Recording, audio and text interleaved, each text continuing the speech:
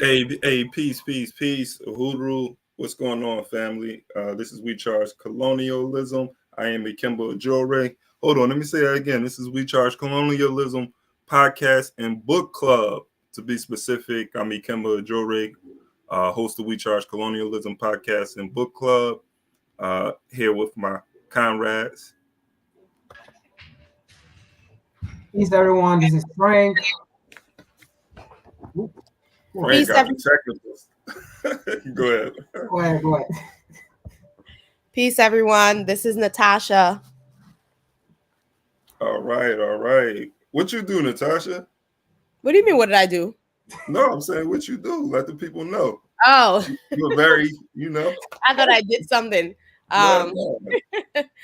I'm a member of the Northeast Political Prisoners Coalition. We help to raise awareness and help to free political prisoners. I'm a student, an educator, community organizer. Everything. They wilding out. They wilding out on your parts of the town right now. Yeah, it's been like that for 2 weeks now. Yeah. You're about to walk into some hot mess. Things is going up. When I go up there, I was away for when it all started, so I just this week when I got back, was seeing it, but of course it follows. So we was talking about it, over in Europe. So for sure, talking about the campus movement right now. I was over at UPenn, connecting with a brother who was speaking over there. They had Mumia call in and talk to the Penn students. I miss Mumia. Talking about Mumia Abu Jamal too. But we were family. Everybody, y'all know who I'm talking about. There's only one Mumia, but but he called in. I missed that, but had an opportunity to hear Brother Gabe, who does a lot of work around Mumia and Mumia as a political prisoner, fighting to win Mumia's freedom. But it was powerful. But welcome everyone. We're back. We're going to continue on with Malcolm X's Malcolm X Speaks, the second part of Prospects for Freedom. Thought we had a powerful discussion last week. We're going to get right into it, just so folks know. We Charge Colonialism, the Pan-Afrikan anti-colonial think tank. We fight against the narrative that's put out there by the colonial media as it pertains to the African experience. I just was reading a post by some brainwashed Negro who, they had this post about this African who was selling Africans into slavery, and it was like some Black history and how this guy sold slaves to the Ottomans and to the Arabs and so forth. And I'm like, I'm reading, I'm getting that information. I'm like, this is a part of our history right here. Then I'm reading a post and it's talking about some Black Caribbeans are not African. Once y'all came to the Caribbean, y'all became Black Caribbeans. And it's just like one of those narratives. And I'm just like, oh man, here we go. Just flipping the history, man.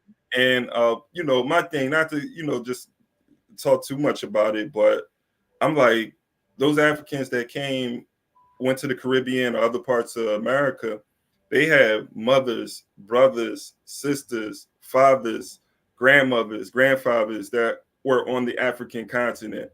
Like, how do you just disown or dismiss your ancestors who were also victim of contradiction, but you're acting as if there isn't no lineage that remained on the African continent that is part of your bloodline. So that it was crazy. But anyway, we don't subscribe to that.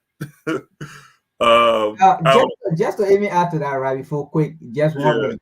You see, Muslims, right? It is only Black people who always like to disengage themselves, with their true identity. Like, look at what is going on around the world right now. Why you think, the U.S., Europe, they are protecting Asia, and they are supporting Asia because they know the people that live in Asia, they are European that went there in the 1940s or 1948 that went and settled there. So despite they're calling themselves Israeli, they know that they are European. So that is why they always support each other. So with Black people, we always like, once we move to a certain location, we identify ourselves as that place. And then the rest, where we came from, we let it go. Happen with the European.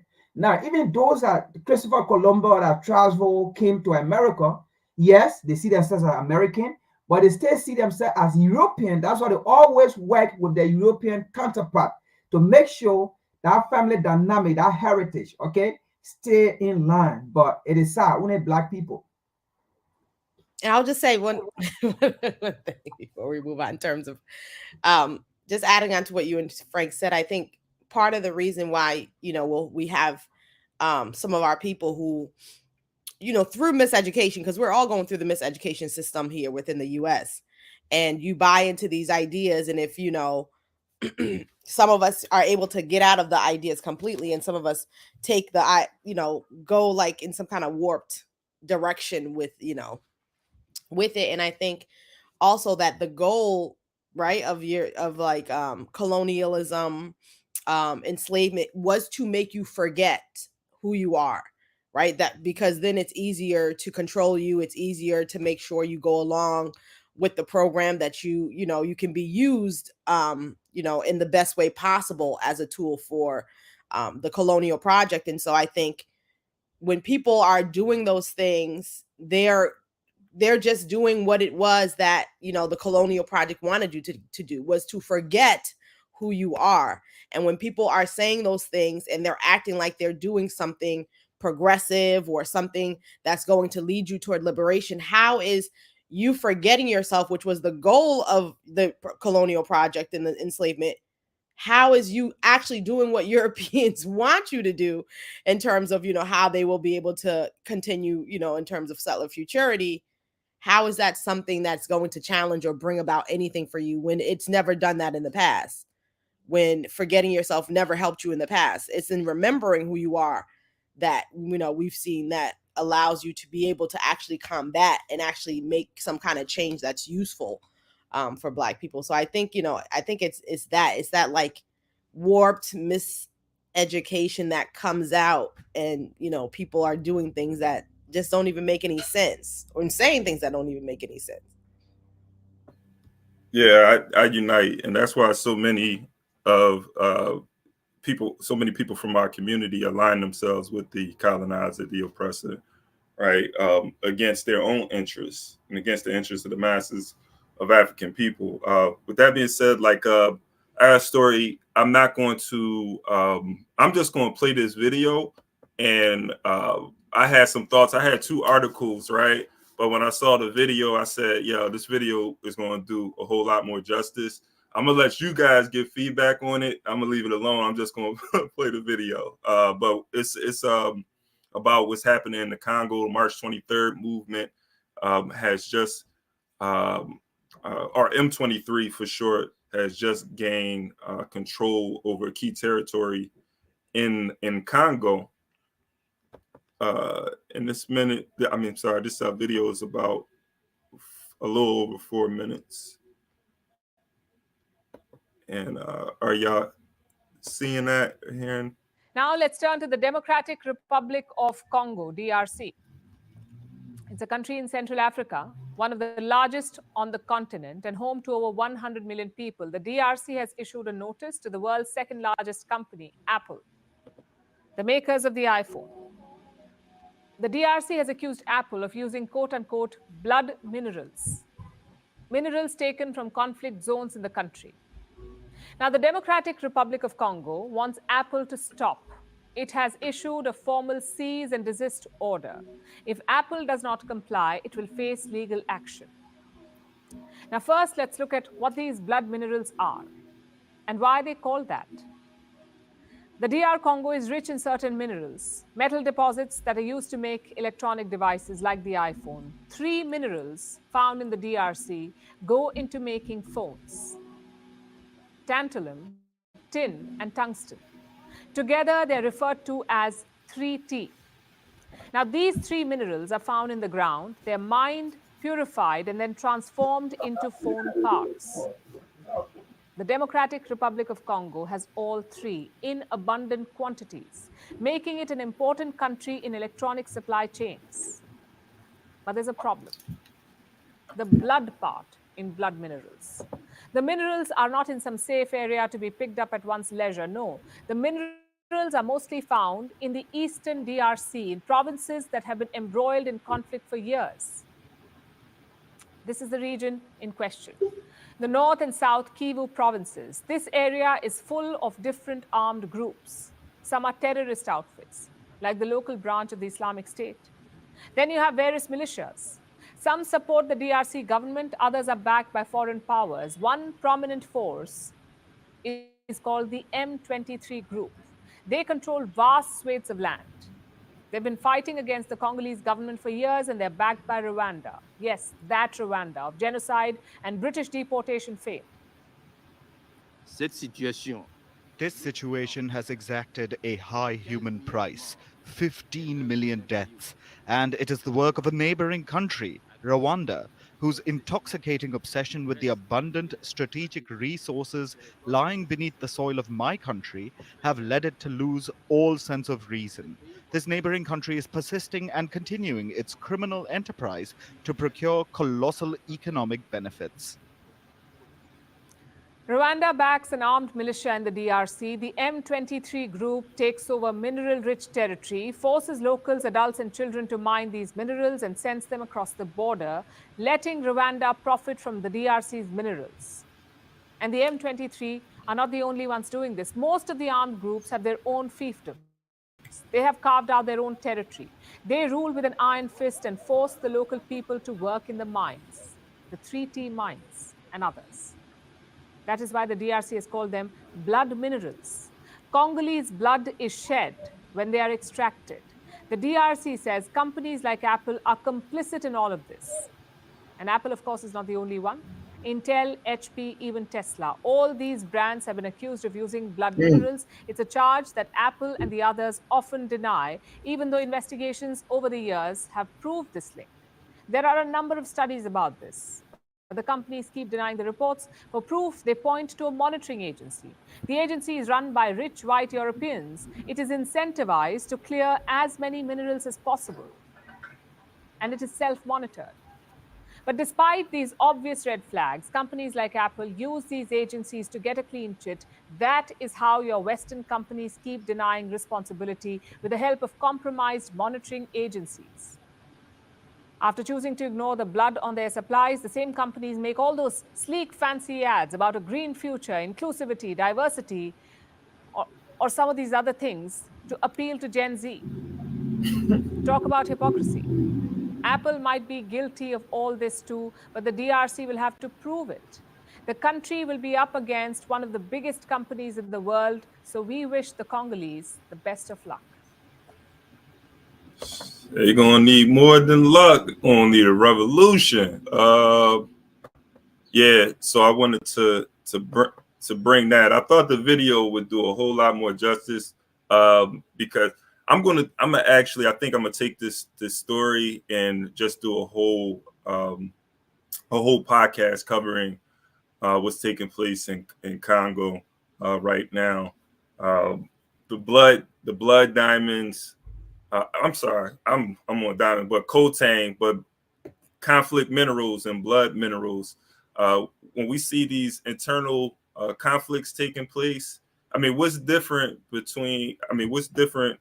from what's happening now than what was happening 300, 400 years ago, where you had internal fighting going back to slavery, but where the European is profiting off of these conflicts that's taking place on the African continent. This is why I think Pan-Africanism is so important, though, because it forces the Africans to have to unite, to organize for a common interest, which is to liberate all of Africa against the interests of the colonizer, against the European.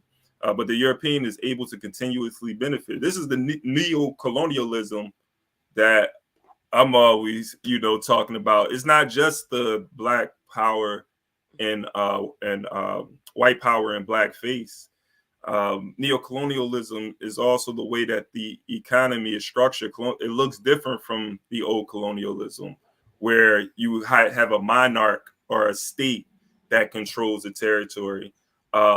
You have these corporations that are able to come and exploit these territories and exploit the resources, but they're doing it under the aegis or protection of the actual African state. So there's Ghana, there's Sierra Leone, that's with African heads of states, but it means nothing because the corporations that are in those states or in those countries are actually the ones that are able to wield the most power, and they're able to influence these Africans to think and move in a particular way, adopt policies that benefit the European. So I know I wasn't going to say anything, but I know Frank jumped off, so I figured I'd just jump in. Yeah, no, I think a lot of what you said, all of what you said, I agree with, because I think also one of the things I was thinking about when watching the video was when she talked about how you have Tesla, you have HP, I think she mentioned, you have Apple, you have all of these green companies, and thinking about this idea that continues to be pushed today, that when like she said, then they're pushing this to to Gen Z, this idea that like a green future, electric cars are the future, and where and these types of statements being made, and people not realizing that when they are making these, when these companies are making these statements, where is it that these materials are going to be coming from? If there's a green future, okay, to make electric cars, and you need the lithium, and you need and I forgot what the other mineral that is found in Africa that is needed for to create these electric cars. Oh, the cobalt. Yeah, the cobalt, exactly. And so it's when they're saying this, okay, they're putting this phrase out there for people to digest and say, oh yes, we're going to be saving the planet, and we're going to be doing better, but on whose backs, and doing better for who? Because the process, as we've seen and we've saw, of even getting these materials is environmentally it's environmental degradation. It involves the process of environmental degradation. So these claims, it's like when Europeans make these false claims of what is, and not really showing you the cost of it. It's the same thing as when we think about capitalism, and we think about all of these things that are created within these capitalistic markets to sell to you and to make it easier for you, and easier for you, particularly easier for people in the West, in countries like America, and countries like Canada, and countries like the UK, and countries like France, and countries like Portugal, even some of the lesser known places like maybe Sweden, some of those other European Denmark. People don't usually talk about, but they all benefit from this.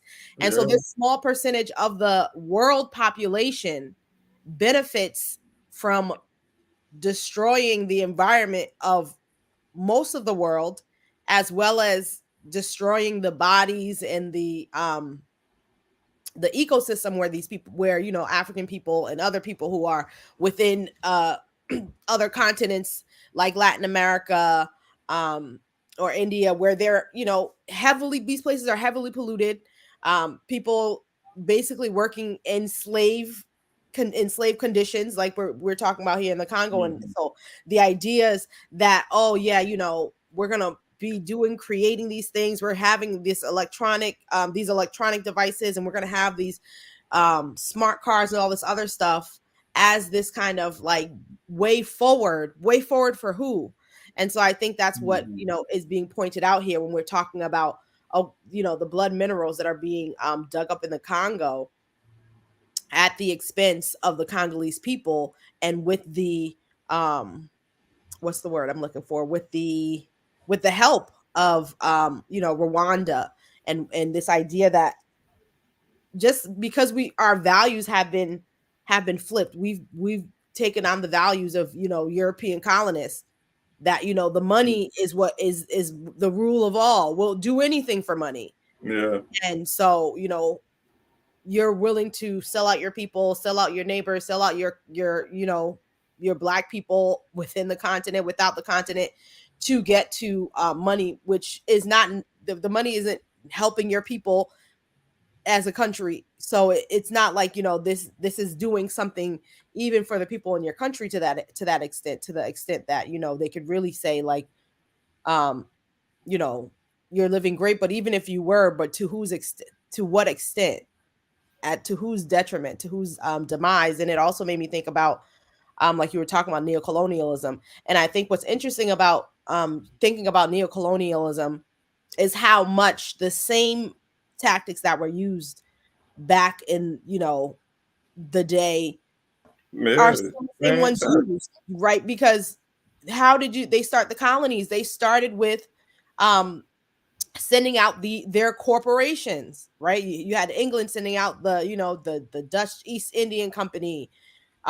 You have all and they sent out the companies here in the US. You have all of these companies that are always the ones that are there, placed within, even like, you know, way after, when you get into like the Cold War, you have companies going into Cuba to colonize them. Like, you have all of these companies are always the way to go into a country to you know, put up a smoke screen that you're actually not there to do what you're supposed to for that, so that you can have all of these all of this red tape in between what you're actually doing to hide your actual nefarious behavior.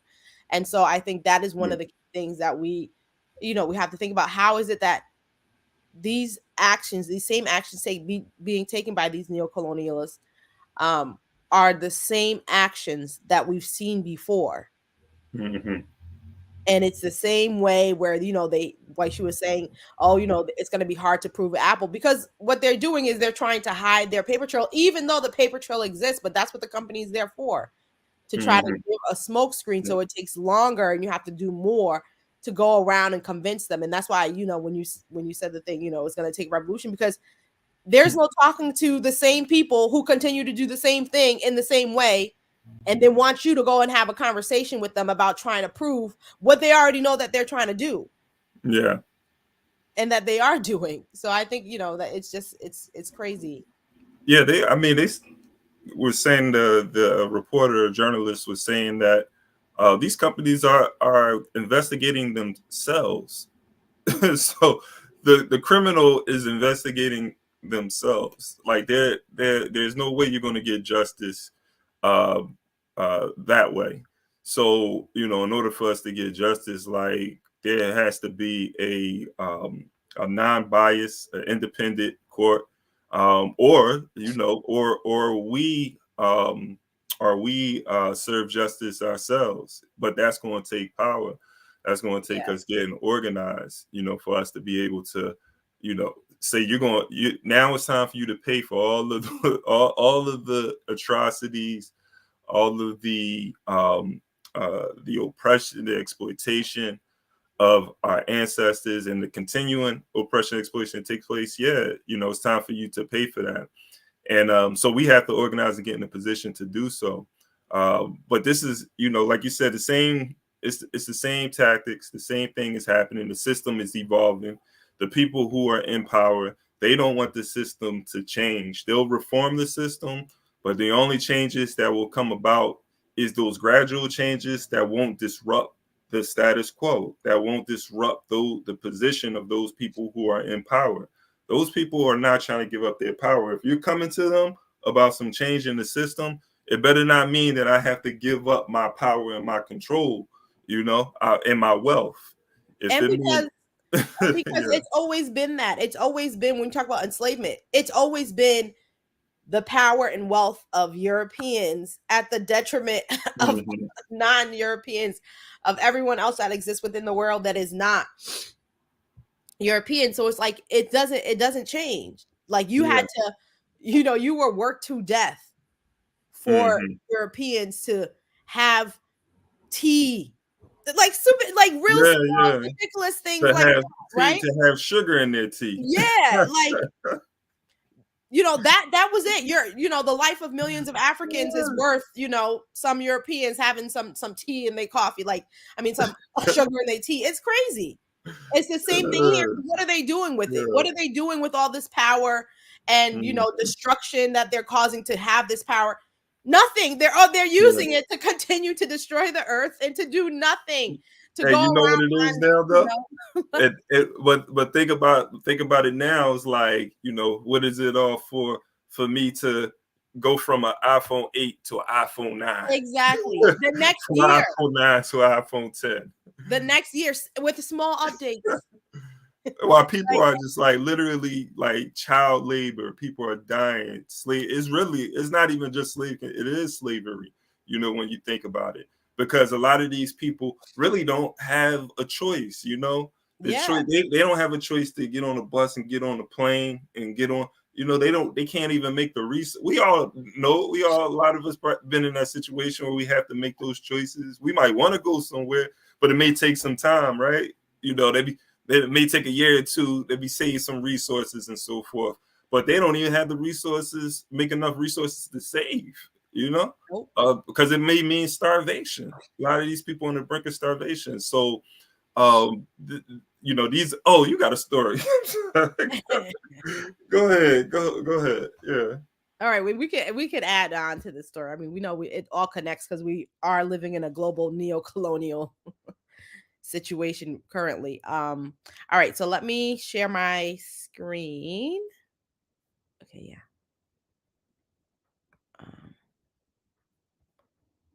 And I'll just read a little bit of it. I won't read all of it. Share screen.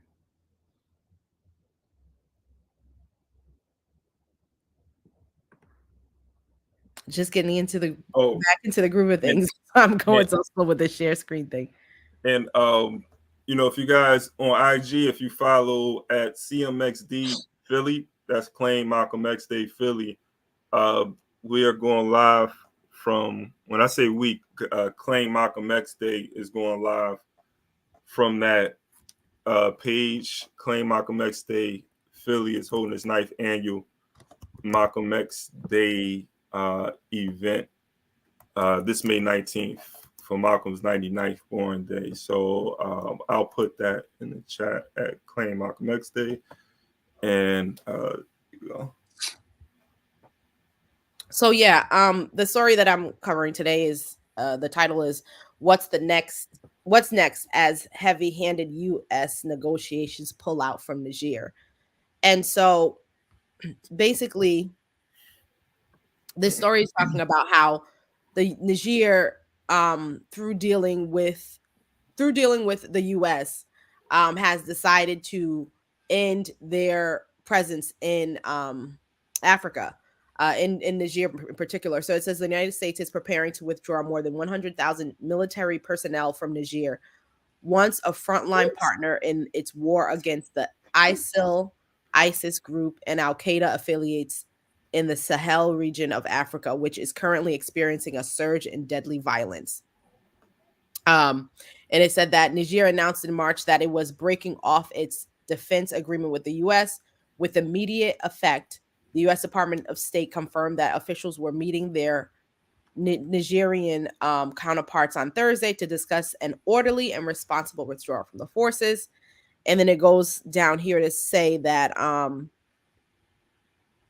now Russia has entered the scene. So state-funded Wagner mercenaries were already deeply entrenched across Africa before the leader, blah, blah, blah, blah. But then going down here, it says that now it is a clear bid to erase the chapter of history, and the group has been rebranded as the Africa Corps. And a team of its military instructors recently visited the Niger's capital namely with equipment to build an air defense base. So basically saying like they're pushing the US out, and they're and now Russia's positioning itself to come in and replace the US pretty much. And well, there was one other thing that it said here.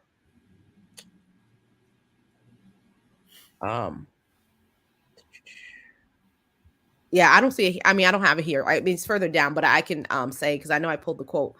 Because one of the things that it had said before was that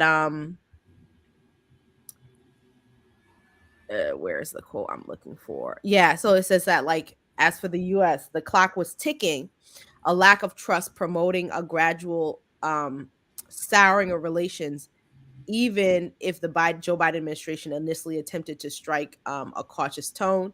The tone of the meeting, where they tried to dictate the measures, angered the generals. And it also said some of the clauses were deemed decidedly unequal and exploitative. So,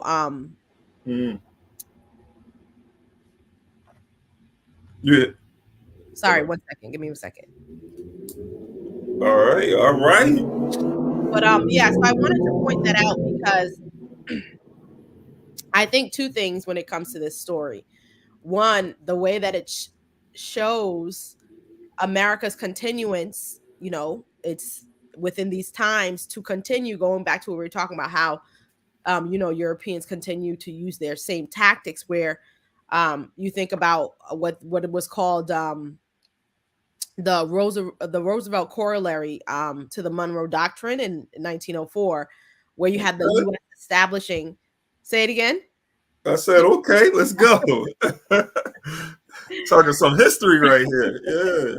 So you had the U.S. establishing itself as this international police power in the Western Hemisphere, but we see how, like, you know, and it was there to protect its interests in the Western Hemisphere, and so therefore, you know, it said that it was obligated to make sure that particularly Caribbean countries, Latin American countries, paid their debts to foreign, basically other European powers, and if they didn't, you know, that this would be inviting foreign aggression or whatever they were saying in terms of to the detriment of American nations. So going back to even this idea of like American, you know, what benefits America, and what therefore America is allowed to do with outside of its own boundaries in order for it to secure what it wants. And so there was like, you know, a lot of clearly wrongdoing in that sense when America used this idea of being the policeman of the Western Hemisphere. But we see that same sentiment continuing to be carried on today when you're talking about not just America taking on this idea of being the policeman, but you know, France, UK, thinking that they're supposed to be the policemen around the world to secure, you know, the safety, but it's to the safety of the same people you colonized and brutalized and, you know, are continuing to exploit. So this idea that, you know, that they're still using to be able to have these military bases within these African countries to pretend like they're, you know, and using, because, you know, back then they're talking about, oh, we can go out there and do this because of debt. But today it's because of democracy. And I mean, they've been using that term and that phrase forever to justify them going in and, as it said in the article, really trying to manhandle, to stronghand these countries in ways that, you know, make it so that it's unequal and exploitative. So when we think about this idea that these countries are going into bringing their military into these places like Niger, where they're fighting the same people that were created by the U.S. through U.S. actions and other European Western actions to create these terrorist groups that now are within these countries within Africa, But so you're going in there to fight the same thing that you helped to cause, but really you're not going in there to really help fight it, because nothing's changing while you've been there for all of these years. And the idea that you keep giving is that, oh, you're going in there for to protect the peace. And so I think like it's important to think about those things as we're seeing the move to push them out. But we know that at the same time, you have the US and other Western powers telling ECOWAS, well, they have to put sanctions on Niger because they want to kick them out. Like, so you know, at the same time as that's happening, you're going to have them have these ECOWAS African countries, you know, trying to say why the US should still be there, or, you know, why they shouldn't be kicking them out, and trying to get you to be on the side of the US in terms of, you know, trying to stay and have their military bases in these African countries, when these African countries have realized what we've just talked about, this continuing false idea that they're these people who are there to save you and help you against the same thing that they created, while they're there to also exploit you. And you have to just take it, you know, at face value and be like, okay, well, yeah, we're entering into like exploitative relations, but hey, we're just going to deal with it. When they're saying, no, they shouldn't, and we should stop dealing with it because we've been dealing with it. It's the same continuous thing. At some point we have to say no, and the Niger is saying no. I mean, as they should, because when it comes to the Black community, whether you're in the diaspora or on the continent, like our communities, foreign powers are playing monopoly, you know, when it comes to African territory. And I'm talking about the diaspora and the continent. They're playing monopoly with our territory.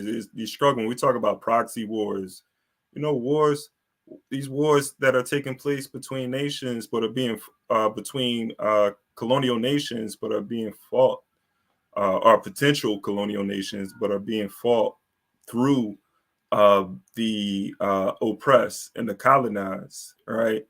So on the surface, it doesn't look like these nations, colonial nations, are the ones that are with conflict with each other or at war. That's what the Cold War was all about. But there's still, you know, many Cold Wars that are taking place. With whether it's with China or Russia. So we have to be very conscious of that and understand that our preparation, we should be in preparation, constant preparation. We're at war, so we should be preparing ourselves to fight that war. There's a war that's being waged on us. That's the reality. And I think we're not having those conversations with our own children. We're not having those conversations with well, when I say our own children, I'm just talking about within our homes, but our own children as far as just African children in general. So let's have those conversations and let's prepare them. Dr. Bobby Wright, I always go back to him when he talked about how the Israeli children, when they go to school, they're carrying guns when they go to school. You know, they're preparing and they're being taught and they're being prepared to defend their nation against their perceived threat. When our youth carry guns to go to school, they're carrying guns to fight each other. It's a big difference. The last thing I'll say on this too is you had brought up a point. There was something that you had said as far as just like the colonialism. I was just thinking about this paternal relationship, because that's what kept coming to mind. Like there's this paternalism, which I think is a guise for really the exploitation of these people in their territories, but they come through under the guise that they're trying to help these people out, trying to liberate them, spread democracy, civilize them. They did it with Christianity, right? Civilize the barbarian, the heathen, right? And so if you look at the history, this is nothing new. You can read the history 300, 400, 500 years ago when the Europeans were coming into the Americas, going into Africa. You know, they were saying how the women were being oppressed. These same Europeans that were oppressing their women were talking about we were oppressing our women, and they were coming to liberate the women from this oppression, right? Or to to end slavery in these places. The same country that built its wealth off of slavery is now, concerned about the slavery that's taking place, and we're here to stop that. So we can't be tricked into aligning ourselves with the very people who are, creating these problems. Yeah, and I think even the point when you said, like, oh yeah, they're saying, they're coming to end slavery, or then what people who want you to go along with their story would say is like, oh well, people can change, they learned, but their actions so that they haven't changed and that they haven't learned. And so when that could be the rebuttal, that's the thing to make sure we understand, that there hasn't been change, they haven't learned, it's still the same thing under a different slightly different method. And I think one of the other things, last before we move on to the book, is that, like you were saying about these proxy wars, I think one of the things for us to be able to really understand, once we are able to understand the history and our current present as history we're living it out, is that we need to get out of the way of their wars. So you have Europeans on either side fighting each other and using you in the middle. You get out of the middle, you let them deal with their own stuff themselves, because we got our own stuff to deal with. So we gotta, and that's part of the things about getting rid of these bases within these countries, is it's also a way to get out of the way, to stop being used as the buffer between Europeans wanting to fight each other. So they don't want to fight each other directly, because they want to save their land, right? They want to have their land not be the one that's being destroyed. So they'll use you in the middle to be a proxy, so that they can keep their stuff the way that they want it to, and they can F up your stuff and kill you off, and using you as puppets. But no, getting out of the way and letting them deal with each other. Yeah, they're trying to clear the land too, all right, so we got a few minutes, more than a few minutes, but we're going to get into this Prospects of Freedom. Just finish this off. This is Malcolm X Speaks. Appreciate everybody. I didn't say this in the beginning, but subscribe to the channel if you haven't subscribed to the channel. Like and share this podcast. Like and share it. Get folks on here. Let's have these discussions. And again, within these discussions, sometimes we miss the answers to our problems in these talks, because it is about raising our awareness and consciousness to some of the issues, a lot of the issues that we're facing as a people. And so once we become conscious of exactly what it is, it's like, okay, now we can build a program out of that, right? But if we have the wrong theoretical framework or wrong philosophy, the programs that we build will never solve the problems. So so just keep that in mind as well. Yeah, I think also too, as you're pulling it up, even the wrong understanding. If we have the wrong understanding of our history, then it's a lot harder for us to understand what's happening now, and then to be able to devise solutions. Yeah. Because when you talk about Black Caribbeans are African, and that's us. Now you're gonna come up. Next thing you find yourself working with anybody, and that's not what we're about. So this is page, the link is in the chat. This is Malcolm X Speaks, page 150. Am I able to reshare this link? Let me see. For those people. Ooh. There we go. All right, so I'm gonna go right into it. Power never. Well, I stopped there. I'm gonna start right here. Now, here in America is different. When you compare our strides in 1964 with strides that have been made forward by people elsewhere all over the world, only then can you appreciate the great double-cross experience by Black people here in America in 1964. the power structure started out the new year the same way they started it out in Washington the other day. Only now they call it, what's that? The Great Society. Last year, 1964, was supposed to be the year of promise. They opened up the new year in Washington, D.C., and in the City Hall and in Albany, talking about the year of promise. But by the end of 1964, we had to agree that instead of the year of promise, instead of those promises materializing, they substituted devices to create the illusion of progress.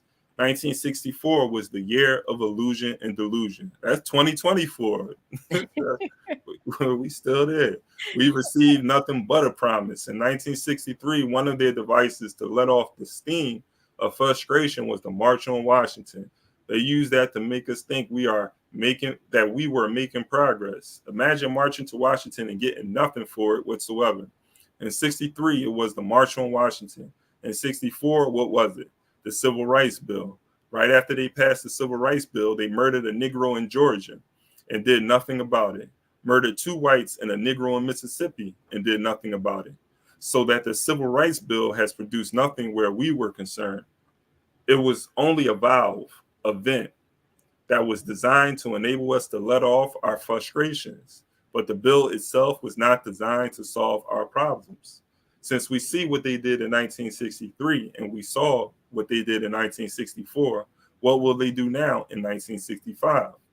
If the March on Washington was supposed to lessen the explosion and the Civil Rights Bill was designed to lessen the explosion, that's all it was designed to do. It wasn't designed to solve the problems. It was designed to lessen the explosion. Everyone in his right mind knows there should have been an explosion. You can't have all those ingredients, those explosive ingredients that exist in Harlem and elsewhere where our people suffer and not have an explosion. So these are devices to lessen the danger of the explosion, but not designed to remove the material that's going to explode. What will they give us in 1965? I just read where they plan to make a black cabinet member. Yes, they have a new gimmick every year. They're going to take one of those, or a black president, or a black vice president, or a woman president. Yo, these boys, the devil is slick. They're going to take one of their boys, black boys, and put him in the cabinet so he can walk around Washington with a cigar, fire on one end and fool on the other. Malcolm. And because his immediate personal problem will have been solved, he will be one to tell our people, look how much progress we're making. I'm in Washington, D.C. I can have tea in the White House. I'm your spokesman. I'm your spokesman. I'm your leader. But will it work? Can that one whom they are going to put down there step into the fire and put it out when the flames begin to leap up?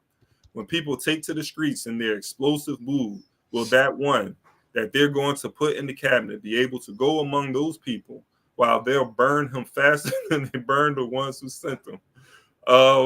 You had any thoughts on that right there?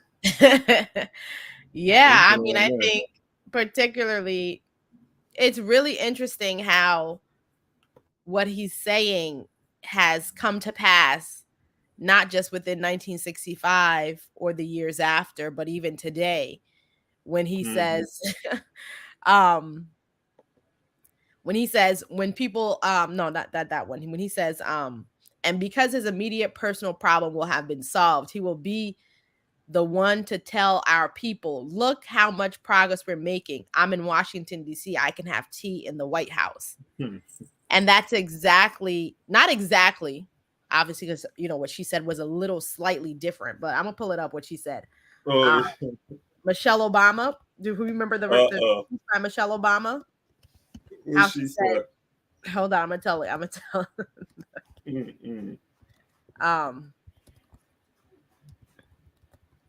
Hold on, let me pull it up.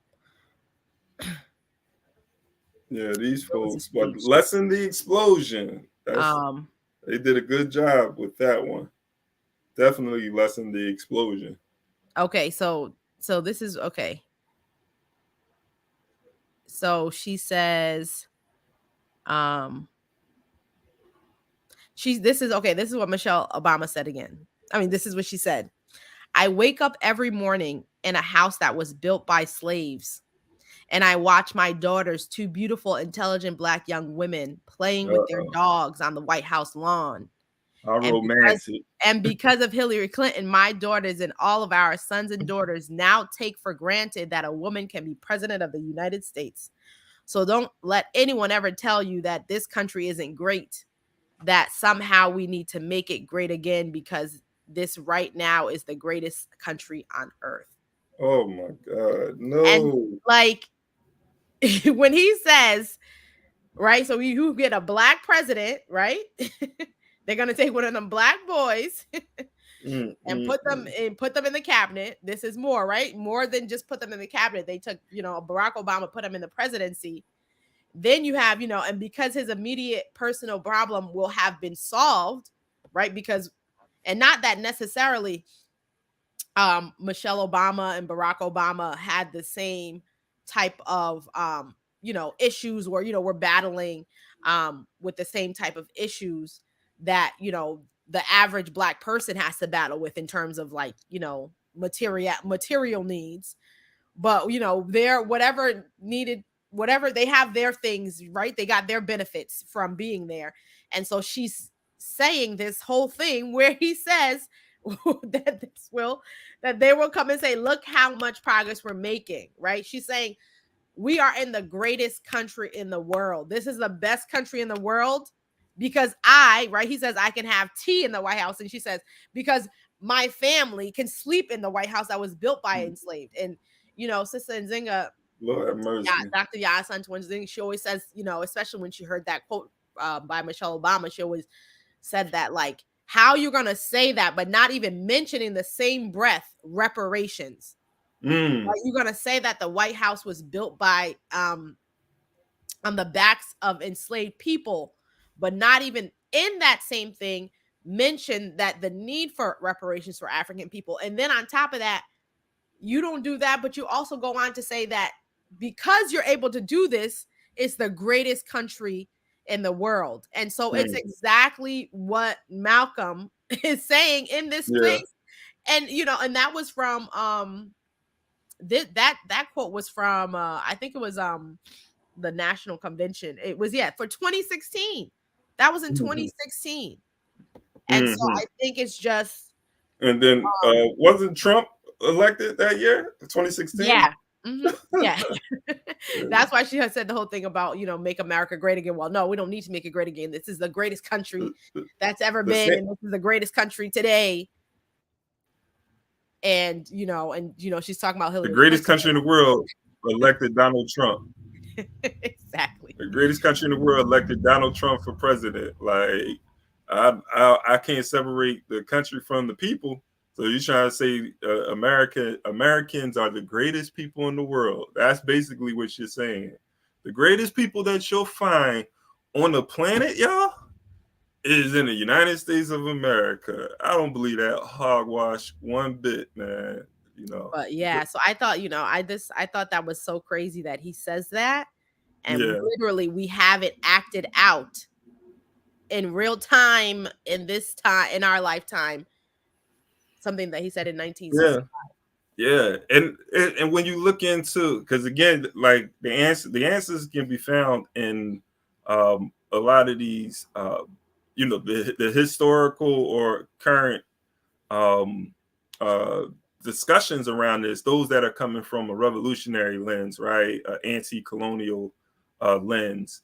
And it's a part of this decolonization process. We just see the world differently, man. And it's sort of that, everything the colonizer do, you gotta look at that, everything the colonizer Huey P. Newton talks about it, whatever, I'm paraphrasing, but whatever he say do, like, is wrong. It should be wrong in the eyes of the colonized, and so I come with that, unless they really say something or bring something that is in the interest of our people, and it's not like it's a selfless act, and they're not going to get anything out of it. Like, hold on, for real? Yeah, I don't think you're gonna see that. I don't think you're gonna see that. That's not fitting to come. And you might still have to get nervous. Like, hold on. You could never believe it. You could never believe it because in war, your enemy would never do something that benefits you. Yeah, that's a surrender right there. It just don't make any sense. It's like, hold on, okay, you surrender? All right. Well, so I'm gonna just finish it with a couple of paragraphs. At the international level in 1964, they used the device of sending well-chosen Black representatives to the African continent. Man, I apologize, man, Africa, on the behalf of the colonized Africans in this country, man. These Black representatives to the African continent, whose mission it was to make the people on that continent think all our problems have been solved. They went over there as apologists. I saw some of them, trailed some of them, and saw the results that some of them had left there. Their prime mission was to go into Africa, which is most vital to the United States' interests. These times, you're not supposed to call them times nowadays. They sue you. So these uncles were sent over there. Don't bother the man. He's doing his job. He's going to put you on TV so you can get investigated. These times don't go to Africa because they want to explore, learn something for themselves, broaden their scope, or communicate between their people and our people over there. They go primarily to represent the United States government. And when they go, they gloss things over. They tell how well we are doing here, how the Civil Rights Bill has settled everything, and how the Nobel Peace Prize was handed down. Oh, yes, that's how they tell it. Actually, they succeed in widening the gap between Afro-Americans and the Africans. The image that they leave there of the Afro-American is so obnoxious that the African ends up not wanting to identify with us or be related to us. I mean, again, like, there's so many, when you hear this history, right, it gives you a better understanding of how we got to where we are. And Malcolm's not the only one who talks about this, right? When you read the Frantz Fanons and Nkrumahs, and even some of the biographies or autobiographies, I should say, firsthand accounts of those people who lived during these times and in earlier times, it gives you just a deeper understanding of why there's this division between African people on the continent here in America, and even in America, the internal conflict, those in the Caribbean, how disconnected we are for the Africans in Brazil, right? It's all by design. I think, we also have to understand that though those contradictions exist, that there's people on the continent that do identify, us as their brothers and sisters, though, right? And just like there's people in the Americas who don't, but there's people who do. That's something we have to deal with and understand the sort of the policies, the strategies by the colonizer to try to keep us divided. And it hasn't worked for all of us. It may have worked for me if I did not come into consciousness, right? If I did not read my history and study my history and understand where I was before my peoples were enslaved here in America. I didn't know anything about African history before that. I was completely cut off before I started studying that history. And once you study that history, you're like, okay, my peoples came from West or Central Africa, maybe from East Africa, some who came from there, right? How did my ancestors live when they were there? What spiritual systems did they practice, right? We've been completely cut off from the guys, whether you are atheist or not, man, because it still doesn't matter, in my opinion. It's still a culture and a history that is yours, that you were connected to, connected with, that your ancestors practice. And to know that is powerful, and to build off of that. But but Malcolm's on point. And it's sad that we do have these Black representatives that go and as the face of America and as a face of Black folks. Yeah. Right. And don't represent really the interests of Black folks, whether it's on the continent or even from the places that they're from. Yeah, and I think that, you know, one of the things I thought about in this section around when he talks about having those representatives go and, you know, saying, you know, they're going there and you know, they're going there. They don't want to go to Africa because they want to explore or learn something for themselves and broaden their scope or communicate between their people and our people over there. They go primarily to represent the United States government. And so I think how much that has become, that has moved out of the realm of just US representatives and into the body of our people, especially when we consider those of us who can afford to go over to Africa, right? Because it's expensive just to even get a flight over to Africa. Like they make it, you know, you can get a flight to Paris for like $500, but to go to Senegal, the price is, you know, you like $1,000 for a ticket to go over there. And so who's able to go over there and interact with the people, and what is the mindset that people who can afford, you know, African people who from here who can afford to go over there, what is the mindset that you're going with? Now obviously everybody you know, who's able to afford to be able to go over there is not going over there with the same mindset, but I think, you know, some of the things that we've been seeing as in terms of like you know, sometimes there being conflict within, you know, on the continent with people who go over there, or, you know, the building of businesses and cities that are really shutting out the local population of African people who are there on the continent, is because of, you know, the mindset that these officials that, you know, he's talking about we're going over there with.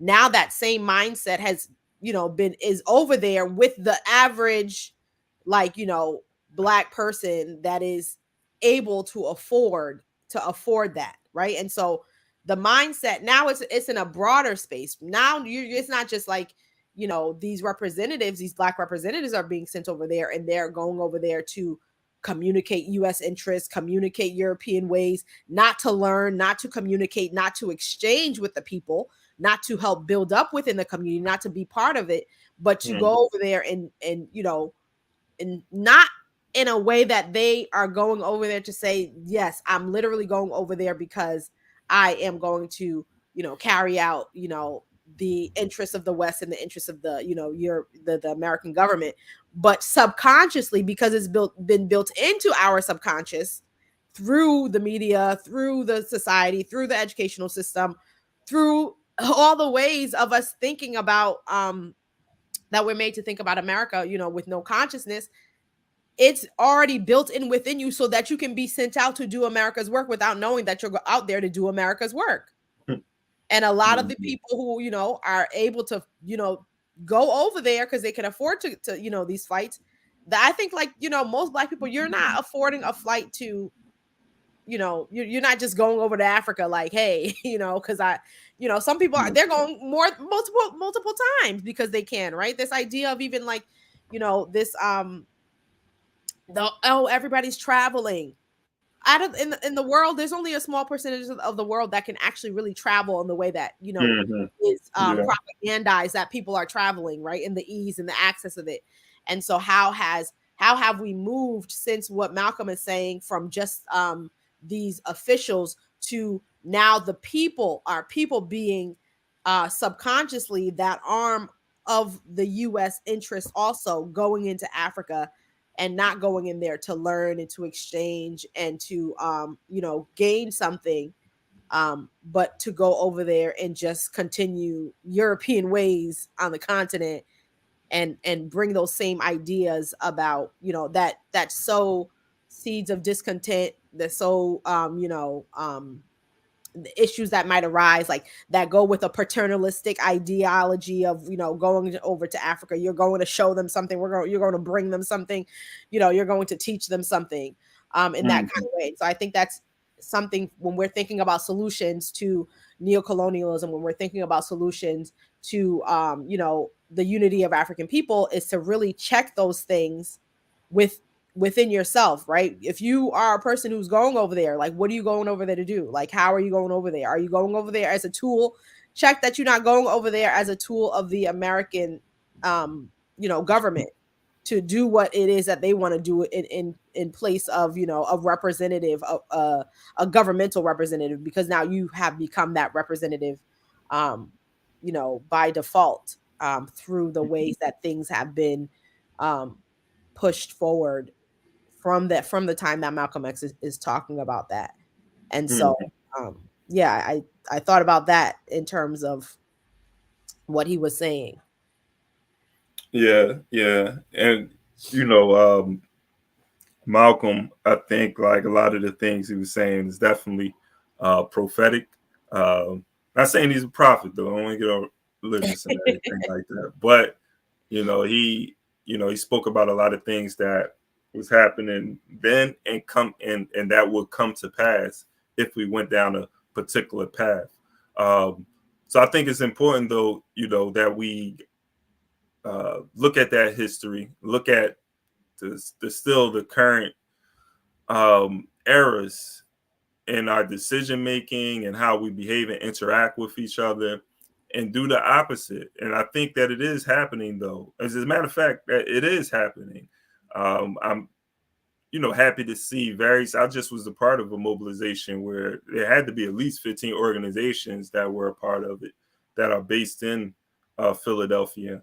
And there's talks about continuing to do that type of work together. There's talks of I'm seeing assemblies being organized and that are organized in the diaspora. So, a lot of people are really seeing that the answer is in the unity.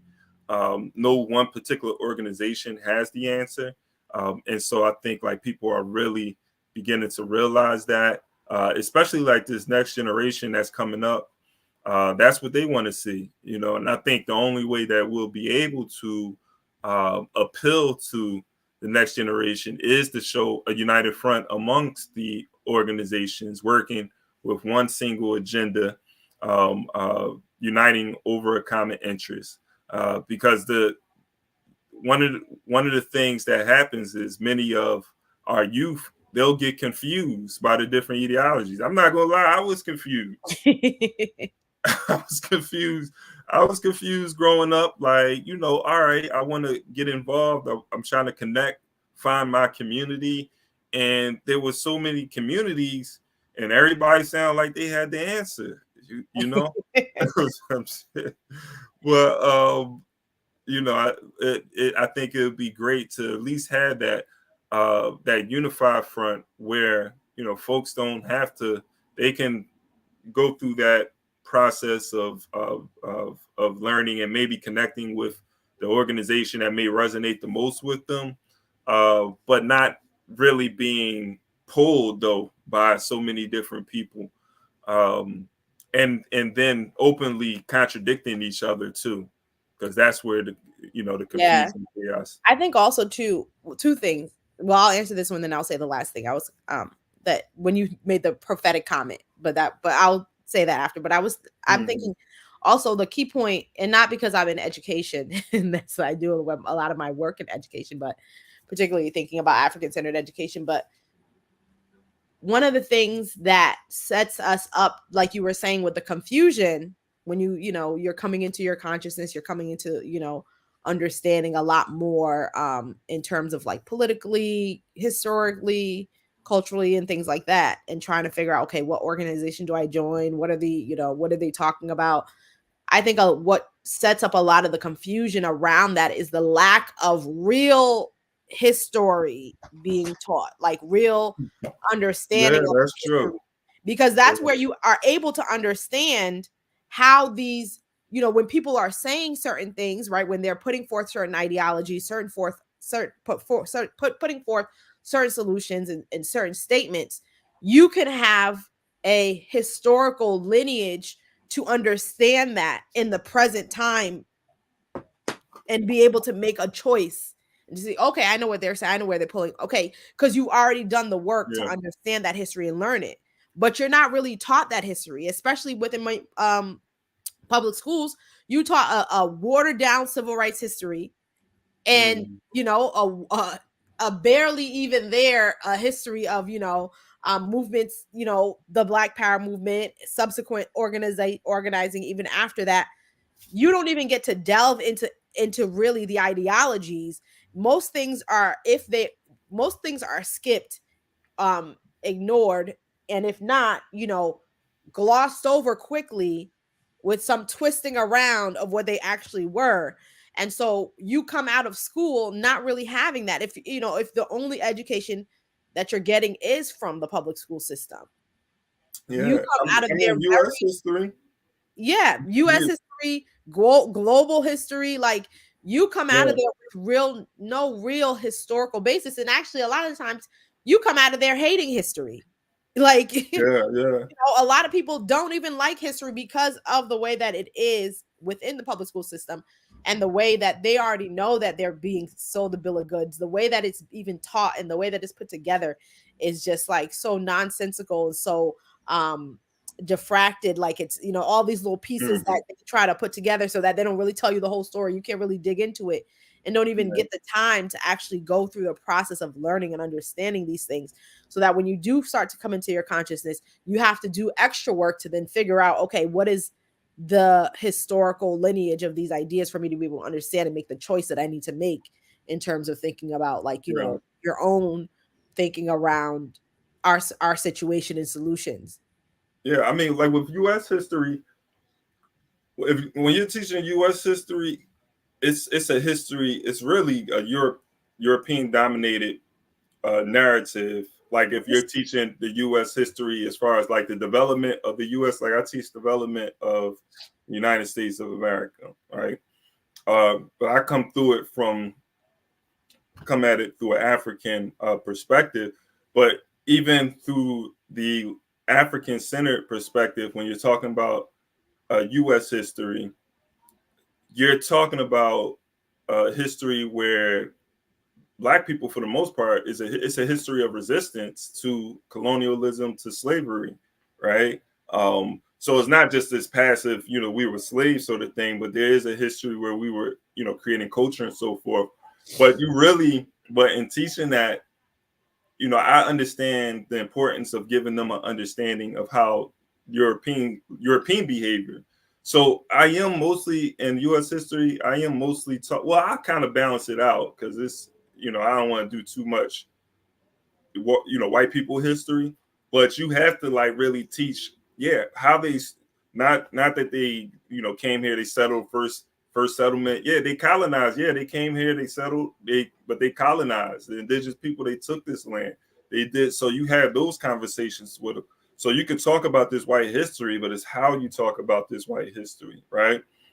And then, but that's, you know, with U.S. history. But even when you're teaching global history is the history of the world. So again, like that doesn't really center Africa unless you are intentionally centering Africa. So we have to be like we have to train our historians, you know, those who are anti-colonial historians, those people who are Pan-African or African-centered, they have to be trained to be able to teach our children in that way.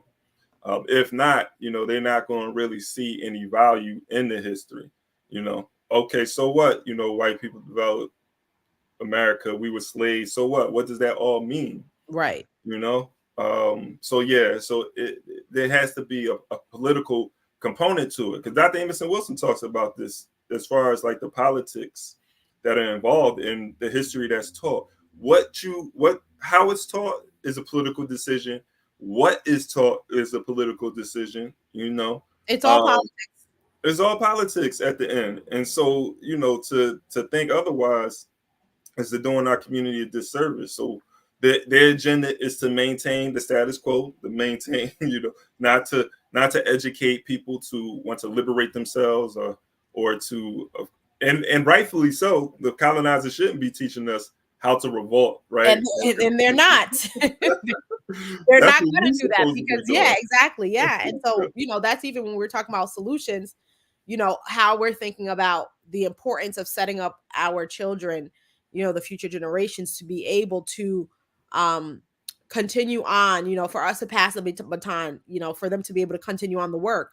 How can we do that if we're not making sure that within the schools that they do attend, that they're getting the history that they need to be able to do this? Or even even outside of the schools, how are we making sure that they're, also getting this outside of the schools? Like, how are we working with each other? How are we supporting each other?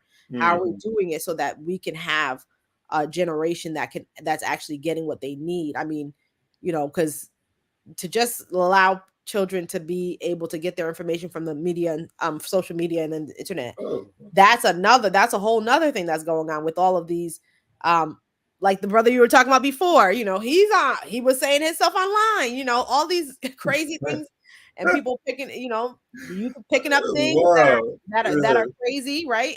And being sidetracked and, getting onto things that's not really, for you, that's going in terms of for you, in terms of actually help you. That's really like something that makes you stagnant or, takes you down some other path that doesn't lead you anywhere that is fruitful for you in general. So yeah, I think like it's really important for us to think about those things when we're looking to see like, okay, what is going on here in terms of us being able to think through these ideas and be able to form coalitions and join organizations that we need to be joining. And then the last thing about the prophetic, when you said the thing about the prophetic part, yeah, he was prophetic. And one of the things that I've realized is that when it comes to, like, let's say Malcolm being prophetic, I even think like Alton Maddox was prophetic. Utrice Lead, she's very prophetic. Gerald Horne, like when you think about people who speak in a way that is prophetic, when they say like, well, this thing is happening, this is going to be the outcome, not because they can read the future, but that's because that they are able to analyze know the history and also analyze the history, but also use that to analyze what's going on right now and what the outcome will be in a predictable manner, because they keep doing the same thing in a predictable way. So that they're not buying into this idea that, oh no, this is not what's going on. No, this is different. No, whatever. They're like, no, this is exactly what it is. We read the history, we see the patterns, we analyze it, then we use that to analyze what this is, and then we can tell you what's going to happen. Absolutely. That's because they're actually, analyzing in a way that they believe what they see and they believe what they know, not going on some, oh, well, maybe this actually, no, maybe this time this is different. No, they're actually believe what you see and believe what's the pattern. When you see human behavior, boy, like it's predictable. It's predictable. Like, so yeah, I unite with that understanding. That's why me, someone who, I have to, I love history, but even as part of just like my profession is something that I have to do. So I'm always studying, reading, and coming across, which is something I enjoy, but always just coming across just new information, and I'm able to see so many parallels to what's happening now to the parallels from what's happening now to the past. I'm telling you, I read some stuff in the past, and I'm just like, wow, it completely feels like they're talking about it's an event that happened yesterday. Even some of the language that's used, and I'm just like, wow, they're still using the same language, to describe things and do things. So, a lot of this stuff isn't surprising, and we can say with confidence what 90%, 90% or 99% chance that this might happen based off of past behavior. Yeah, so I definitely unite with that, man. But yeah, appreciate everybody, jumping on this morning. Another powerful, I think, dialogue. Again, subscribe to the channel. First time tapping in. and like and share. Bring the babies in, man. I don't think we use any profanity, so I think I think the babies can watch this as well. And I think we're no, we might have one more week. No, we may be moving on to another book. So stay tuned for that. But I do want to stay on Malcolm X at least till May 19th. So maybe we'll look at the organization Afro-American Unity program. I love that program. So maybe we can dive into that program. But if you have time today at 6 p.m. on the Claim Malcolm X Day platform on Instagram, we will be Claim Malcolm X Day committee will be going live. So check that out. May 19th, if you're in the Philadelphia area, it's going to be the 9th annual Malcolm X Day event. I already know Harlem going to be popping. I know where you're going to be at, Natasha, May 19th, in New York. So, but in New York, they always go to the burial ground of Malcolm X. So if you're up there and you haven't experienced that, make sure you're in Harlem, get on the bus for sure, or make your way out there however you can. But May 19th, yeah, for sure. So appreciate you all, and see you next week. Peace. Peace, everyone.